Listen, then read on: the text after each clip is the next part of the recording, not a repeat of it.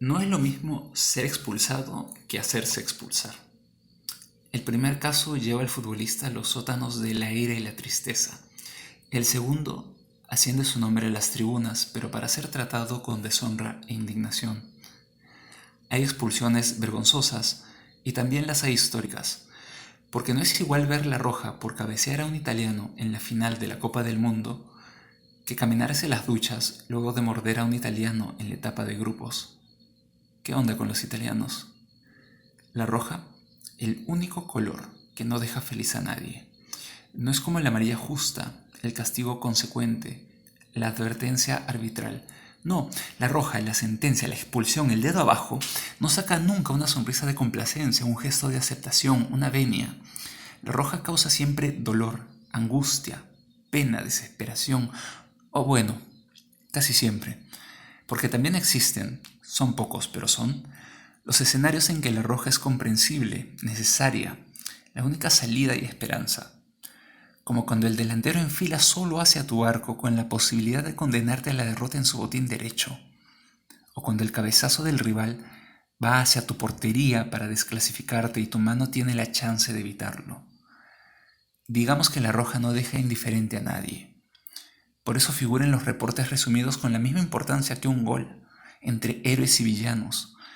¿Qué piensa un jugador cuando es pintado de rojo? ¿Qué dice un hincha? ¿Cómo reaccionan el entrenador o el capitán cuando ven la tarjeta colorada en la mano del árbitro? ¿O qué siente este cuando por fin se deshace de un jugador? Hoy en Pelotas hablamos con Juan José Jayo Legario sobre las expulsiones.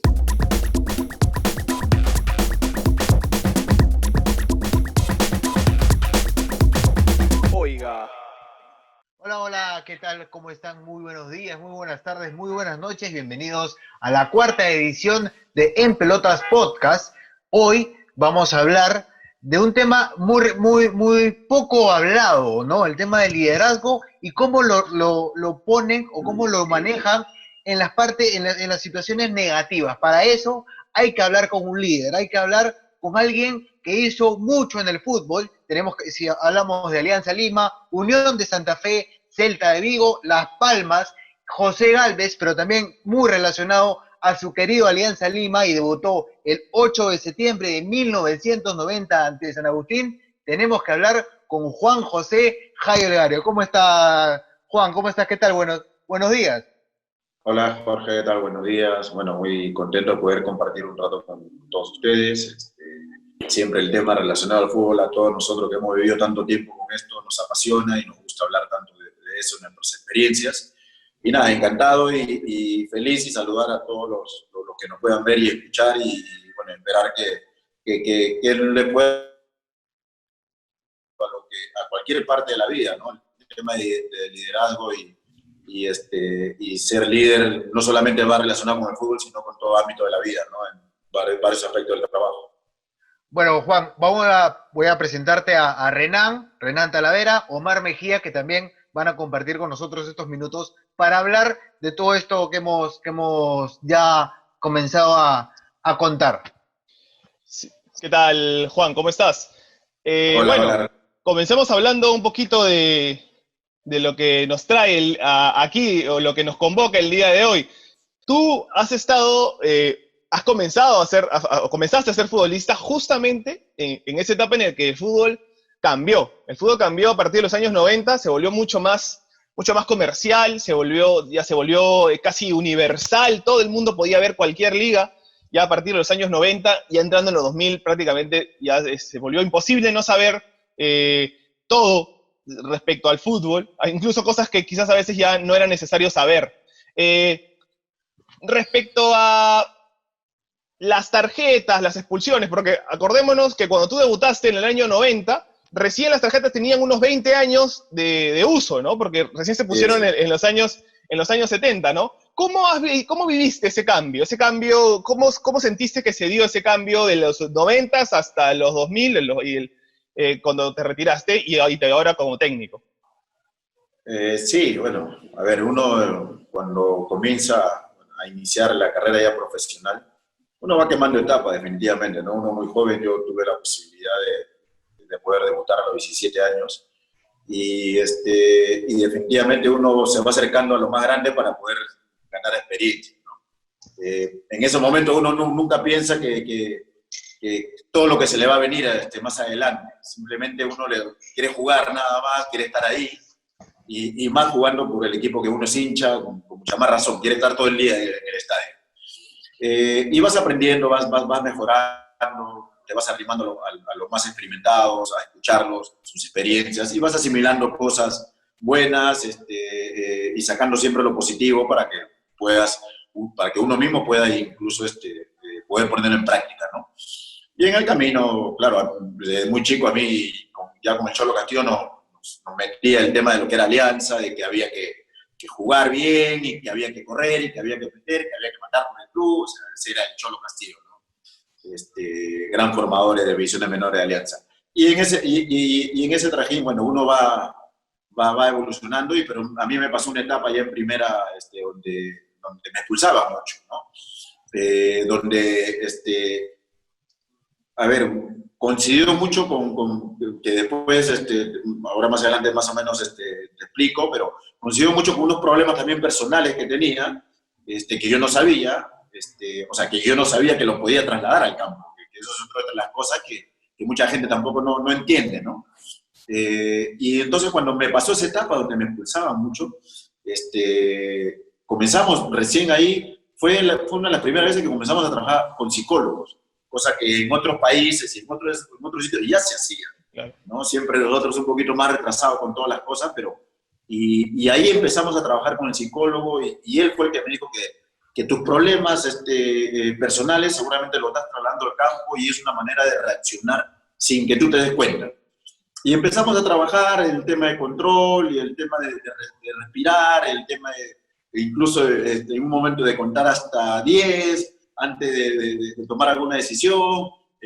Y hubo un tiempo también que jugué incluso con una muñequera, o sea, unos cuantos partidos con una muñequera que era un símbolo de tratar de controlarte y todo lo demás, o sea.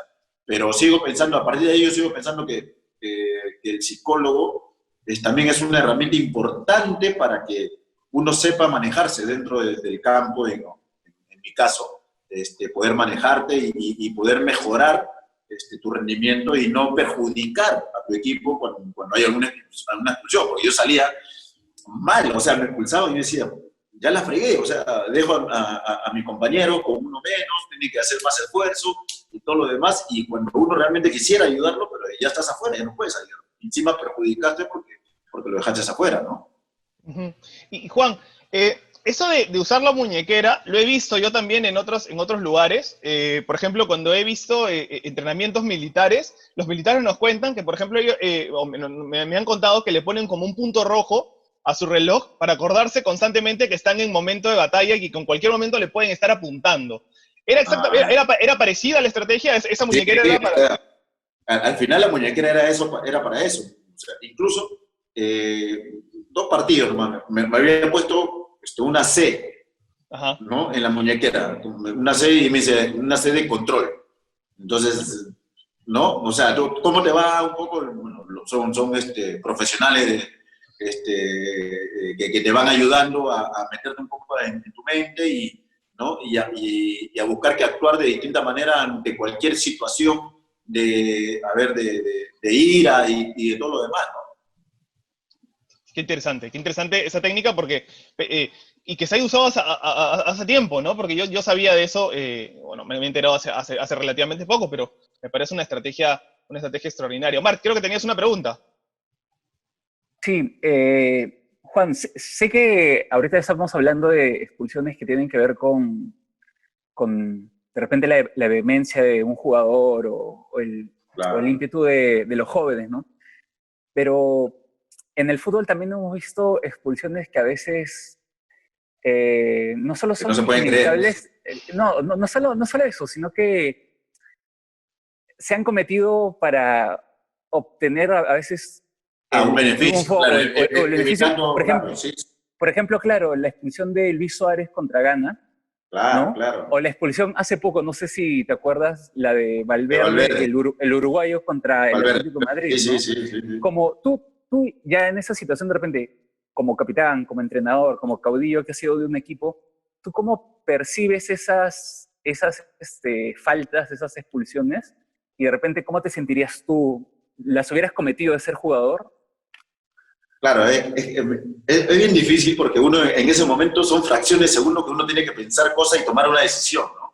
Es difícil. A ver, ¿qué hubiese pasado si de repente, si el de Gana metía el penal? Suárez quedaría mal, o sea, Claro. es una manera de jugártela, dándole de repente una posibilidad, una otra posibilidad más al equipo para que de repente conseguir un resultado, ¿no? Pasó con Suárez que para su suerte el de Gana perdió el penal, pasó con Valverde, justo que habíamos tocado el tema, que gracias a haberlo cortado y haber sido expulsado, el Atlético no le empató al Real Madrid. Entonces es una manera bien, bien difícil porque son fracciones de segundo donde uno tiene que tomar una decisión y muchas veces no la tomas porque piensas que perjudicas, ¿no? Inconscientemente piensa que perjudicas, pero también la tomas porque piensas que vas a ayudar al equipo tomando esa decisión, dependiendo también, pero ahí también es otro contexto, ¿no? Hay que pensar en qué minuto del partido puedes tomar una decisión de esa, ¿no? Con toda la adrenalina que hay y todo lo demás, ¿no? Porque no es lo mismo que Valverde se haya hecho pulsar a los 10, 15 minutos de empezar el partido, que casi terminando el partido, o sea, claro. ¿entiendes? Entonces hecho, hay que poner en contexto todas esas cosas. Entonces, por eso digo que el jugador ya, hoy en día el jugador tiene que ser muy inteligente para tomar decisiones de esas magnitudes y en los minutos que se tienen que tomar verdaderamente, ¿no? Y no buscando que perjudicar al equipo si es que toma una decisión tontamente cuando se inicia un partido. Claro, te lo preguntaba como capitán porque además en esta jugada puntual de Valverde se dice, no lo he visto confirmado por ningún lado, pero que cuando él está corriendo detrás de Morata, al que escucha es a Sergio Ramos, que es el capitán de Madrid, ¿no? Que le dice, córtalo. Claro, y tenía toda la experiencia. Sergio tiene toda la experiencia para él. Seguramente Sergio Ramos no hubiese dudado y de repente un poco más antes lo hubiese cortado, no sé. Claro, sí. Pero es eso, pues, ¿no? Entonces, para eso para eso también hay unos líderes dentro del campo que también te orientan, ¿no? Te van orientando y te van apoyando a tener un desenvolvimiento dentro del campo mejor o a tomar de repente algunas decisiones dentro del campo que de repente no te animas tú a tomar. Entonces, esos son los líderes que necesitas también tener cerca para que te ayude a leer o a interpretar cosas del partido, ¿no?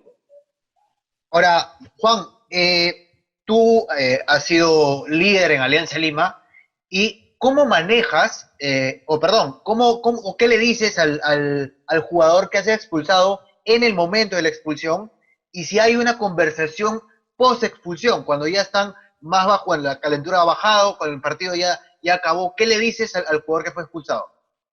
A ver, dependiendo, ¿no? Hay que ver cómo fue la expulsión, de qué manera fue la expulsión. Si lo ponemos en el contexto de evitar un gol, y con eso te ayuda a conseguir un resultado, no hay mucho que decirle, sino, bueno, era tomar una decisión por el bien del equipo. Ahí nadie le va a reprochar nada, ¿no? Pero si lo hace tontamente, es ir a conversar. Yo creo que es más a conversar y hacerle ver de que no era el momento ni la situación como para haber tomado esa decisión. Pero más es eso, ¿no? Pero después está el líder que hay que alentarlo a que él siga mejorando, ¿no? O sea, porque si vas a atacarlo, se siente muy sumiso, de repente pasa una situación donde realmente tiene que hacerla, tiene que salir expulsado para evitar un gol, y no lo hace porque ya tú durante la semana de repente lo atacaste, lo reprimiste y ya no quiere tomar esa decisión, ya no quiere pasar por eso. Entonces, siente temor. Entonces, no, pues hay que darle las armas a él para que él tome una mejor decisión en los momentos que tenga que tomar una buena decisión. Por eso hay que conversar mucho también en esos aspectos. Claro. Y justo me hace recordar una situación, justo en un partido que ustedes tienen contra la U, en la cual ese partido que la U les voltea y que Trujillo mete una falta muy cerca al área y tú te acercas y no sé si la palabra es reclamar, pero lo instas a no hacerlo, porque tenías Claro. pues a Solano, que era un extraordinario lanzador de tiros libres, y ahí lo tenías encima, ¿no? Y faltaba muy poco tiempo para que acabe el partido. Sí, sí, bueno, lo que siempre normalmente se le dice a los defensas, y esto, no hacer falta si no es necesario, ¿no? Y creo que en ese momento Lucho hizo una falta que no era necesaria, ¿no? Darle la posibilidad a ellos de estar más cerca y de meter una pelota complicada dentro del área nuestra, y bueno, y al final terminó en goles a jugar, pero si no más no recuerdo. Entonces, en el momento uno dice, no es necesario, o sea, yo en ese momento lo único que le dije, Lucho, no era necesario, no era, sin falta, sin tal, o sea, porque encima lo tiene de espalda, no era necesario hacer falta. Claro. Entonces, sí, hay momentos que a veces la calentura dentro del partido te lleva de repente a llamarle la atención fuertemente, pero también hay que saber a quién se lo dices, porque también hay que ver a quién le llamas una atención fuerte, a quién, entre comillas, lo carajeas dentro del campo, y a quién no, porque algunos, su carácter es distinto. Algunos se aguanta que le pueda llamar la atención fuerte levantando la voz, a otros no, porque de repente su rendimiento merma. Entonces, también esas son las cosas que también el líder tiene que conocer a sus compañeros que tiene alrededor, para poder tomar, a ver cómo llega su mensaje al jugador para que pueda rendir de la mejor manera dentro del partido. Juan, hay una anécdota que alguna vez contó Mourinho, o bueno, que se le atribuye otra vez, ¿no? Que en un partido de Champions a Balotelli le ponen una amarilla en el minuto 42, ¿ya? Del primer tiempo. En el entretiempo va Mourinho y le dice, Mario, no tengo más delanteros para este partido, por favor no te hagas expulsar. Por favor, cuídate, necesitamos de ti en este partido preciso, no puedes hacerte expulsar. Sale 46 minutos roja. Como capitán, ¿a ti alguna vez te ha tocado estar en esa situación en la que de repente había alguien que no debía ser amonestado para cuidarse en ese partido o para no acumular o para que no esté ausente para el siguiente? ¿Qué hacías tú en ese caso, ¿no? ¿Cómo evitas que un jugador importante se aleje lo más posible de una situación de expulsión? Bueno, en esos momentos hablar mucho en el partido, ¿no? Hacerle recordar siempre, ¿no? Ten cuidado, estás con amarilla, no vayas a dividir si no estás seguro, o sea, vas recordándole para que de repente, porque en el partido a veces uno se le va, uno se olvida, ¿no? Y más estos tipos de jugadores que nombras a Balotelli, que es medio loco, extrovertido y que no le interesa nada alrededor y solamente él, siendo un gran jugador como es, y más a esos hay que estar por lo menos más encima de eso. Pero en Europa mucho no se estila eso, acuérdate. En Europa son un poco más fríos, con hay mucha libertad para que cada jugador tome su decisión. En cambio aquí sí es más, a ver, acá el futbolista peruano le gusta que estén más encima de uno, le gusta que lo estén llamando, porque encima, si no estás encima de él, piensa de que no le importas. Entonces, de repente también su rendimiento también baja. Entonces aquí el futbolista peruano está acostumbrado a eso. Y esas son las cosas que hay que ir cambiando de alguna u otra manera, ¿no? Porque el jugador tiene que saber ya qué hacer y qué no hacer dentro del campo, y no esperar que le estén diciendo o estar encima de él. George, me parece que tenías tú una pregunta justo relacionada con esto, me lo comentaste. Sí, bueno, tú has sido expulsado en el 94, tú fuiste expulsado por Fernando Chapel en un partido con la U. Y ahora tú también fuiste expulsado siendo ya experimentado en el 2002. ¿Cómo asimila un joven el ser expulsado y cómo asimila una persona experimentada cuando ve la roja? Claro, ¿qué pasa por tu cabeza en ese momento, ¿no? Cuando ves la tarjeta. Claro, cuando estás más joven sientes que se te viene todo encima, pues, ¿no? O sea, incluso, si mal no recuerdo, alguna lágrima, incluso uno por impotencia y todo lo demás, alguna lágrima bota, ¿no? Ya más maduro, te pones a analizar. Bueno, en ese momento te da cólera por la expulsión y todo lo demás, pero después analizas un poco más y ya hay una conversación también con el técnico se te acerca y conversas y analizas un poco todas esas cosas, ¿no? O sea, Ya cuando te agarras más maduro, creo que lo tomas distinto, que cuando eres más joven lo tomas más sentimental, y te golpeas el pecho, incluso te pasan días y tienes eso ahí. O sea, no dejas que, o sea, no lo sueltas. Entonces, y estás entrenando y sabes que no vas a jugar el fin de semana porque estás expulsado, porque te sientes expulsar el fin de semana, y entonces, entrenas y te golpeas el pecho y dices, qué tontería que hice y todo lo, o sea, te recuerdas cosas, ¿no? Te achacas muchas cosas, ¿no? Y ahora, Juan, hay un momento clave cuando uno es expulsado y pasa al costado del entrenador. Hay entrenadores que te miran de reojo, y con cara de molesto, y otros que de alguna manera te dan el apoyo. ¿Qué situación tú has vivido en ese tiempo de carrera?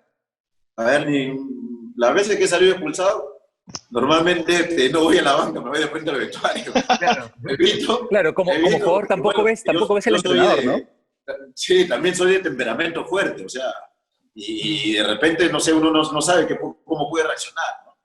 Pero no me ha pasado tampoco el hecho de que algún técnico te haya mirado mal o fuera lo contrario, ¿no? Y después lo otro tampoco de que, o sea, jamás un técnico te va a aplaudir porque te haya salido expulsado, que te golpee la espalda. Yo creo que se calienta porque, a ver, el trabajo que él hace durante la semana o lo que proyecta para el partido, al salir un jugador expulsado, le cambia todo y tiene que recomponer todo, entonces le das más chamba. Entonces, yo no creo que haya un técnico que salga, a no ser que haya sacado un gol de la raya, pues, no sé, y cosas como estábamos hablando al inicio, ¿no? Ajá. Pero no, gracias a Dios no me ha pasado que algún técnico me haya mirado mal por haber salido expulsado. Y es bastante interesante, y justamente quería llevar la siguiente pregunta, porque el otro día escuché que Rebagliati, en Al Ángulo, mencionaba que en nuestro fútbol peruano, digamos de los años 90, fines de los 2000, había jugadores, él dice que tenían una falta gratis, ¿no? Tipo Carranza, tipo Garay. Entonces, acá en el fútbol peruano, ¿no? Acá en el fútbol peruano, pero claro, quizás tú en algún momento, quizás también estuviste en esa situación, pero ¿qué pasa cuando te vas al extranjero, ¿no? Tu primera incursión en el Unión de Santa Fe, o cuando estás jugando en Europa, ¿cómo cambia esa, digamos, no sé, hasta conocimiento que puede tener el árbitro de ti, de saber, ok, ese jugador juega así, a entrar a una cancha con un árbitro que quizás no te conoce y que estás, digamos, al mismo nivel de todos y que el riesgo que te saquen una tarjeta es mayor? ¿Cómo lo manejaste tú? ¿Cómo se sintió el cambio? A ver, mira, mi primer partido oficial en Unión, me acuerdo que jugamos en La Plata contra Gimnasia, y gracias a Dios ganamos ese primer partido. 5-0, creo, ¿no? 5-0 ganamos, pero terminó el partido y el técnico se me acerca, que era Salvador Capitano, y me dice, estaba a punto de sacarte, me dice. Y yo decía, qué raro, o sea, ¿por qué? Si yo creía que estaba jugando bien, o sea. Le digo, ¿pero por qué, profe? ¿Si estaba jugando bien o no? Le digo, no, me dice, yo pensaba que en cualquier momento te iban a expulsar, me decía. Le digo, ¿pero por qué? ¿En serio? Me decía, yo pensaba que en cualquier momento te iban a expulsar. Le digo, profe, yo juego así. Le digo, yo juego así. Y me fui adaptando también al fútbol argentino, pero en el fútbol argentino se juega fuerte, sin mala intención se juega fuerte, incluso mucho más fuerte, y el árbitro deja jugar mucho más que acá incluso. Porque, a ver, yo he tenido etapas bien marcadas, ¿no? El tema de estar en el fútbol peruano, donde cuando enfrentas a equipos grandes, corren más, y los partidos son más luchados que cuando, sin menospreciar a los equipos chicos, o cuando vas a la altura, que bueno, hay que tirarse un poquito más atrás y correr menos, y dosificar aire y todo lo demás. Y después ir al fútbol argentino y jugar casi de igual en cualquier cancha, porque había que correr mucho, o sea, y porque no hay altura, en verano un poco de calor, pero después había que correr y meter. Me fui acostumbrando y los árbitros creo que también te van estudiando para determinar si en un momento hay una mala intención o no hay mala intención a la hora que vas a disputar una pelota o a ir con fuerza a un balón, ¿no? Entonces, todo el tiempo que he estado en Unión, mira, he tenido una sola expulsión por doble amarilla. Sí, si más no recuerdo, una sola expulsión nada más creo que he tenido por doble amarilla.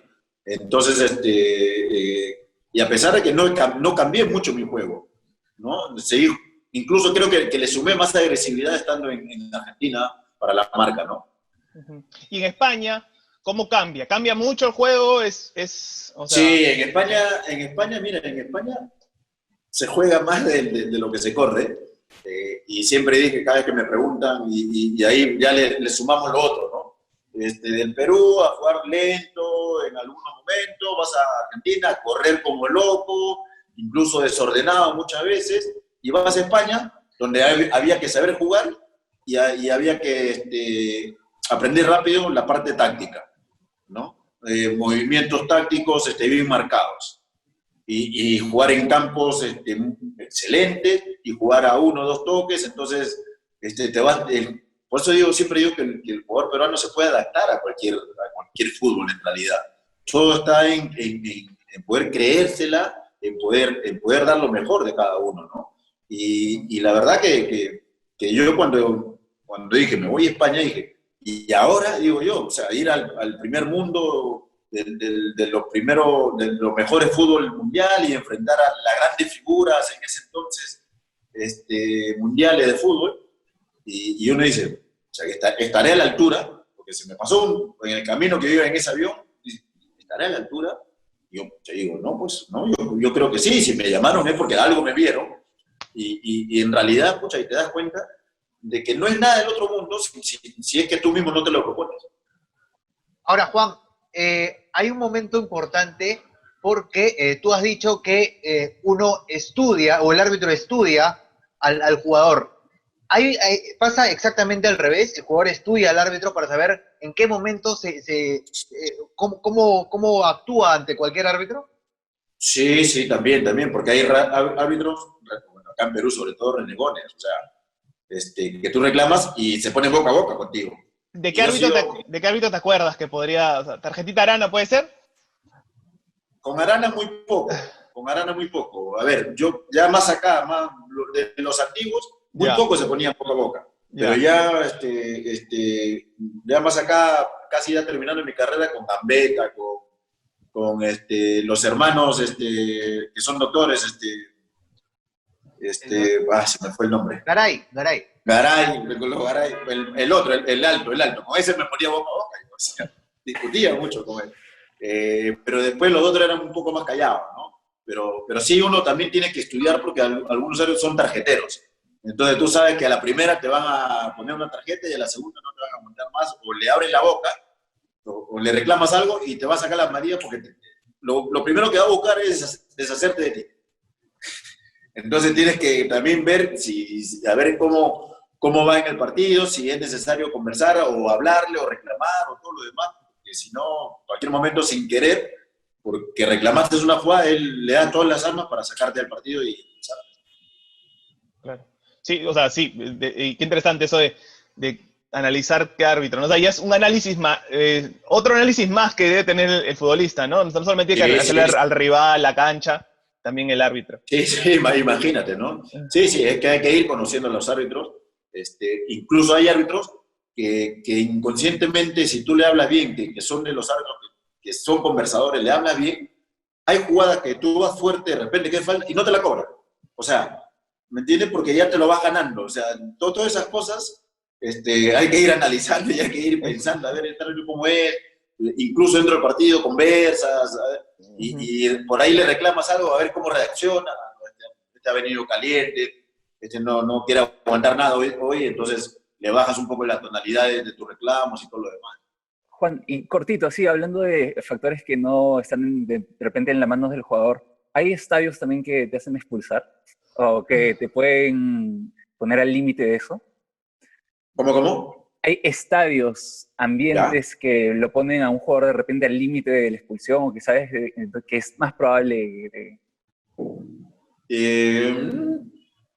He escuchado mucho, ¿sabes qué? He escuchado mucho que a ver, llevando un poco a eso, tanto al rendimiento del jugador y al no rendimiento del jugador, ¿no? Porque siempre he escuchado, y se escucha desde antes, que hay estadios que sienten mucha presión. Y yo no pienso que el jugador debería sentir presión para jugar si te gusta jugar. No, debería disfrutar, incluso si el estadio está lleno, mucho mejor. Debería motivarte más. Pero hay mucho, y lo he visto y en muchos chicos a lo largo de mi carrera, que ven estadio lleno y que la hinchada está presionando, y su rendimiento no es el mismo que cuando el estadio está un poco más vacío y que no presionan tanto. Entonces, no debería pasar eso. Entonces, de repente también hay jugadores de que cuando el hincha grita y porque quiere que corra más y que te tire y todo lo demás, se sobrepasan la línea y son más agresivos para marcar cuando de repente no tienen esa agresividad para marcar y conllevan a que, bueno, de repente salgan expulsados porque no saben de repente tirarse o no saben hacer una carretilla sin hacer falta, entonces los conlleva a pasar el límite y a ser expulsados en el camino, ¿no? Pasa y creo que sigue pasando hasta el día de hoy con algunos chicos todavía. Ahora, Juan, Dale. disculpa, Dale, una última consulta rápida. Tú has sido capitán y muchas veces se dice que el capitán es el que tiene que hablar con el árbitro para reclamarle alguna cosa. ¿Cómo tú has encarado al árbitro cuando has sido o cuando tú has cometido la falta y estabas al límite y cuando tenías que abogar por otro jugador? No, yo soy bien peleón con los árbitros, yo me he peleado. La verdad que sí, toda mi carrera he discutido con casi la mayoría. Y ahora que, bueno, cuando iba a la Videna y lo iba entrenando, algunos ya, porque ya los otros son más mayores, a veces conversábamos y nos reíamos, bueno, decía, que él me hacía la vida imposible cuando dirigía, no te soportaba, tenía una gana de en un momento expulsarte para poder dirigir tranquilo. O sea, te querían expulsar gratis, sí. Claro, cosas así, ¿me entiendes? Entonces, por eso, y ahí también yo me entero que entre los árbitros también hablan y dicen, mira, este jugador es así, es pesado, algunos ya no hay que hacerle caso, dice que también hacen su análisis del partido y con qué jugadores se iban a encontrar, en serio. Así me contaba. Su focus group hacen, ¿no? Claro. Incluso y tenían una foto tuya ahí. No, pero ¿cuál es la anécdota? Que incluso dice que a veces dice que iban ya predispuestos a querer sacarse encima al jugador rápido. ¿Entiendes? O sea, que si tú le dabas las armas, así que rápido ellos se sacaban encima. Entonces, yo creo que todos los que están inmersos en el fútbol, todos arman sus estrategias para buscar que rendir de la mejor manera, creo yo, ¿no? O sea, ¿Y tú te acuerdas de algo? ¿Y te acuerdas de alguna frase que te haya dicho un árbitro así que a ti te descolocó, o que te bajó, o que al contrario te subió más la cólera? En esos vocablos, no, porque como dices... pero hay árbitros que gritan, incluso te dicen cosas con palabras gruesas, o sea, de verdad, o sea, y como que yo soy bien, o sea, yo he peleado siempre con los árbitros, también lo contesto con palabras gruesas, pero ahí te pones boca a boca, pero te das cuenta que no te expulsan. Entonces, si él ya te falta, claro. O sea, siempre pensé eso, ¿no? Si él ya te falta el respeto también, entonces ya no tiene la potestad de expulsarte, pues, porque ya te faltó el respeto. Yo le falto el respeto, yo le doy la posibilidad de él de que me vote. Pero si él también te falta y yo le falto el respeto, entonces ya no tiene potestad para expulsarte, porque ya está en su conciencia que también ya te faltó el respeto. Claro. Entonces, pasa toda esa cosa también, ¿no? O sea, claro. Es bastante raro. Por eso digo, hay que estudiar los árbitros, hay que ver cómo es su accionar, su carácter y todo lo demás. O sea, claro. Y buscar que en base a eso, sacar algún rédito deportivo para el equipo. Es que sí, casi un juego de ajedrez, ¿no? Es una guerra fría ahí entre el jugador y el árbitro. Bien, Juan, bueno, vamos a pasar a la última parte de la entrevista, en la que vamos a conversar un poquito con preguntas cortas, que nosotros le llamamos una especie de ping-pong, ¿sí? Que también está relacionado un poquito con el tema, pero las respuestas quizás son un poquito más aceleradas, digamos. George, tú comienza, vamos. A ver, sí. Juan, describe tu juego en una sola palabra. Aguerrido. La mayor virtud que tú tenías en una cancha. El recorrido y la pegada. ¿Un técnico que te marcó? Tengo varios, pero siempre voy a nombrar a Paulo Autori. ¿Y cuál es el mejor consejo que te dio Paulo Autori? Con Paulo Autori me educó tácticamente. O sea, tácticamente fue un fenomenal. ¿Cuál es el triunfo que más celebraste, Juan? Hay varios, pero siempre ya recordamos ese 6-3, que fue muy importante y muy marcado para todos. Sí, y hasta ahora queda en la mente de tantos hinchas como de Alianza como de la U. Y hablando justamente del otro lado, ¿cuál fue la derrota que más te dolió? En la final del 2009. Y para que pase Omar, si no hubiese sido futbolista, ¿qué hubiese sido, Juan? Eso sí no sé, ¿eh? pero no sé dónde hubiese terminado. Pero bueno, nada, seguramente de una u otra manera ligado. Juan, un consejo que le das siempre a un jugador joven. Que es sacrificio y esfuerzo, si no, no consigue nada. Y ahora un par de preguntas para meterte en problemas. ¿El gol a Chile o el gol a River? El gol a Chile, por el contexto de lo que abarca una eliminatoria y jugar contra Chile, ¿no? Ahora, te voy a decir 4 palabras para que me respondas en una o un par de frases con lo primero que se te venga a la cabeza. Alianza Lima. Mi casa. Universitario. Rival de siempre. Matute. La Caldera es... Y por último, selección peruana. Orgullo de haber vestido tantos años la camiseta. Está siempre ahí, La selección es una cosa aparte, ¿no? Es una emoción grande, claro, haber jugado tantos años en la... Y es la razón por la cual los hinchas de Alianza ya te respetan por el hecho de haber sido, digamos, referente y líder en Alianza, pero creo que es la razón por la cual hinchas de otros equipos también te valoran, ¿no? Porque has jugado tanto tiempo en la selección y has crecido, y todos han crecido pues con Jairo en la mitad de la cancha de la selección durante mucho tiempo, ¿no? Eres el cuarto jugador con más presencias en la historia de la selección. George, tenías una última pregunta. Sí, ¿qué significa ser un jugador de medio campo que tiene mucho gol? Tienes 19 goles. Sí, no sé, mira, voy a contar algo así rapidito, nomás para que no se la tan larga. Yo jugué en la liga aquí de Barranco, jugué de central, ¿no? Yo jugué tercera y segunda en la liga central.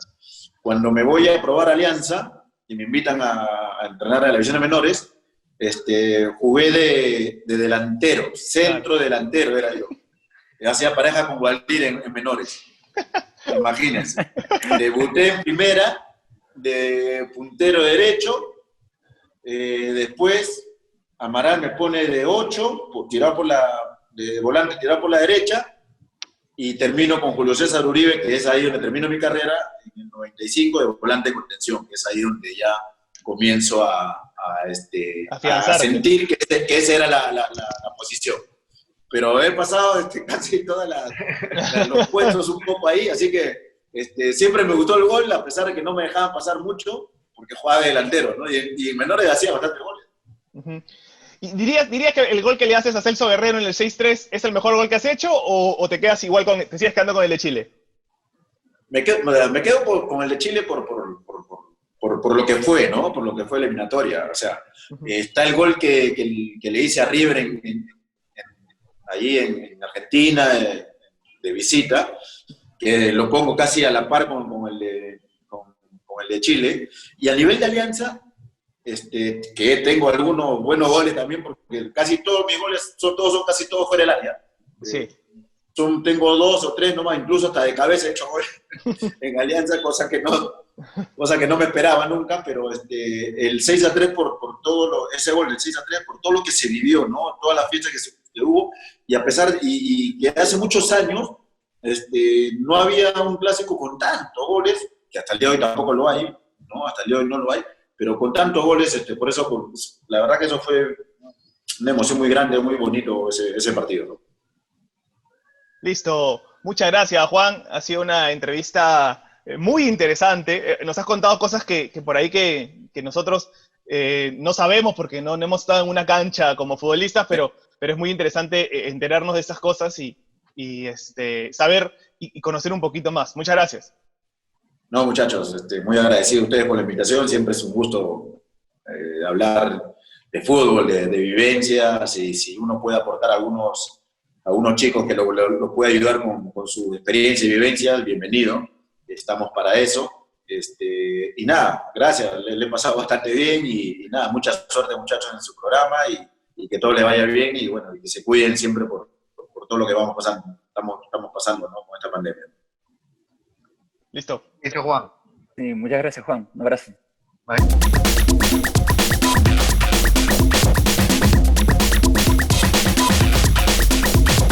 Oiga.